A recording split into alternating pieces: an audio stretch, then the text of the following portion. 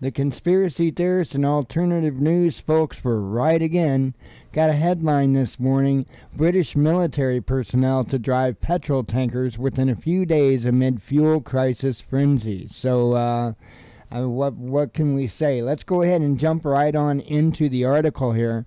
It says the UK Army will be deployed to drive petrol tankers in response to fuel shortages that have caused chaos across the UK. Business Secretary, and I think it's Quasi, and I think it might be Quarting or something like that, has confirmed, despite officials saying that the situation is stabilizing. The mobilization of military drivers to get fuel to pumps comes in the wake of news reports describing a Britain that has been whipped into a frenzy amid the ongoing petrol shortages, with scenes of vehicles lining up for petrol becoming commonplace. Brawls have also broken out, with one video circulating online purporting to show a man wielding what appears to be a knife at another driver at a petrol station in southeast London. We talked about that yesterday. Speaking to Sky News on Wednesday, Quarantine revealed that soon some members of the British public will see troops behind the wheels of tanker fleets as personnel deliver petrol to depleted gas stations. The military assistance, however, will not be coming right away. The secretary explained that it takes a couple of days, sometimes a few days, to get troops on the ground. Some 150 military drivers have been mobilized and are ready to transport fuel around the country, he said. Courtine, however, stopped short of promising that the issue will be resolved in time for Christmas. I'm not guaranteeing anything.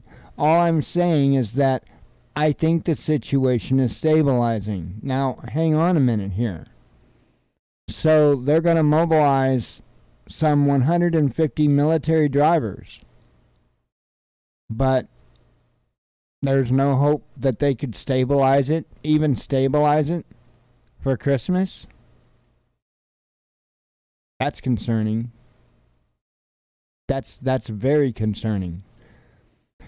On Tuesday, UK Transport Secretary Gant Shapps told British media that officials are beginning to see very tentative signs of stabilization after a weekend of panic buying that resulted in up to 90% of forecourts in some areas running empty. The government has repeatedly insisted that there is not a shortage of fuel. Instead, there is a lack of HGV drivers able to transport petrol to forecourts.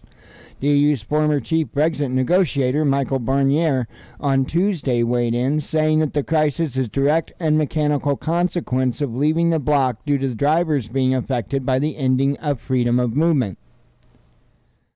In a bid to combat the lack of drivers, the government said it will issue temporary visas to 5,000 foreign drivers, a step it previously said it would not take.